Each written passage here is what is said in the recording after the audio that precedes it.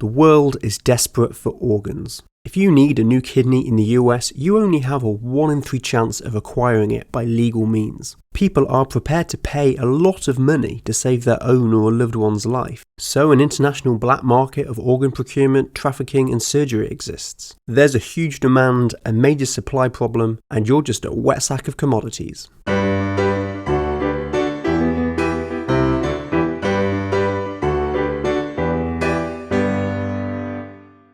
It's illegal to sell human organs in most of the world. Nearly every country runs on a donation system. You sign up to become a donor, and in the unlikely event that you die in a healthy, clean, salvageable way, your organs can be transplanted into others. One person could potentially save 8 lives and improve up to 50.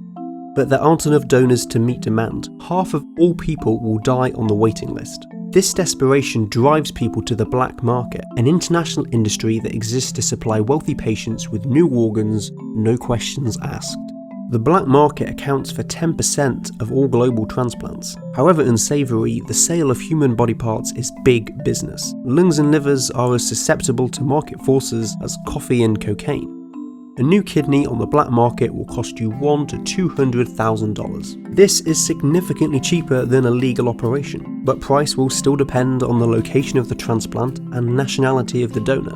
Well, vendor. The word donor implies consent. A new heart will cost around $120,000, but be prepared to pay 3 times that for the transplant. A new pancreas, $125,000. The liver is special. You only need to transplant part of a liver and it will regrow. So depending on how much you want, it will cost you between $10,000 and $150,000. A lung is between $150,000 to $290,000, but most people will need 2, and they have to be the right size. These are the big 5, the life-threatening organs that are difficult to get hold of legally. There are many other body parts for sale, but either the demand is too low or the supply too high for them to be hugely popular on the black market. They are available though. If you want a small intestine, $2,500. Stomach, $500. Scalp, $600. Eyes, $2,000. Skin, $10 per square inch. No tattoos. Blood, $330 per pint in the US. $20 in India. Bone marrow, $23,000 per gram. Right now, gold is $42 a gram.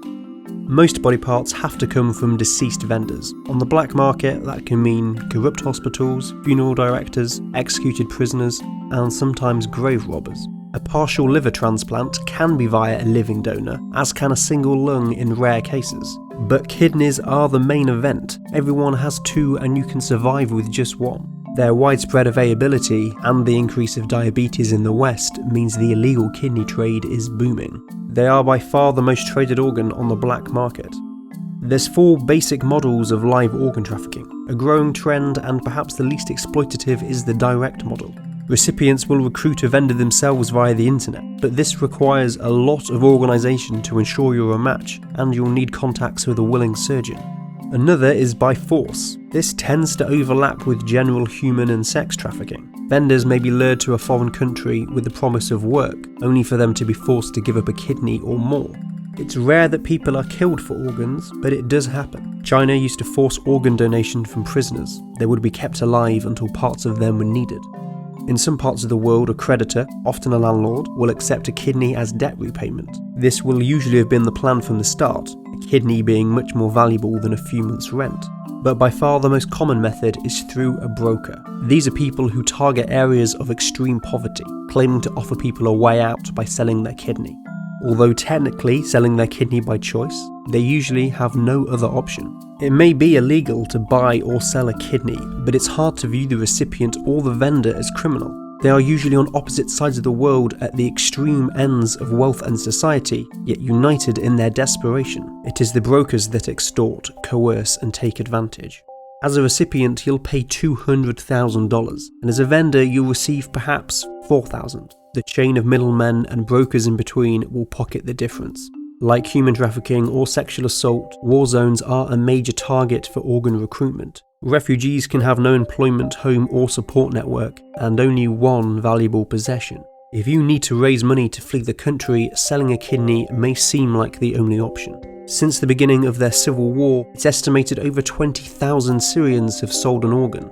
It was a similar story after Thailand's 2004 tsunami, Haiti's 2010 earthquake, and pretty much every major conflict or natural disaster of the last 30 years. Selling an organ can generate some quick cash, but the medical risk is high. On the black market, qualifications and hygiene aren't priorities. Brokers will tell vendors that the procedure is perfectly safe, and sometimes doctors will even convince uneducated vendors that their kidney will grow back. Infection, chronic pain, and a damaged remaining kidney are all too common. These complications, along with an inability to work afterwards, will often send a vendor further into debt and poverty. So what's the answer? It's a difficult one because organ trafficking is similar but fundamentally different to drugs or human trafficking. It hurts and exploits a lot of vulnerable people, yet the more effective we are at preventing it, the more people die. One option is to legalise organ sales, allow people to sell their organs directly to hospitals and patients. This would remove most of the middlemen and ensure healthy, clean operations. This is what Iran have done since 1988. It effectively eliminated their black market, and the number of people on their waiting list for a kidney today is zero. But the Iranian model is unique to Iran and their laws. They still face issues of corruption and coercion, as well as a problem with kidney tourism.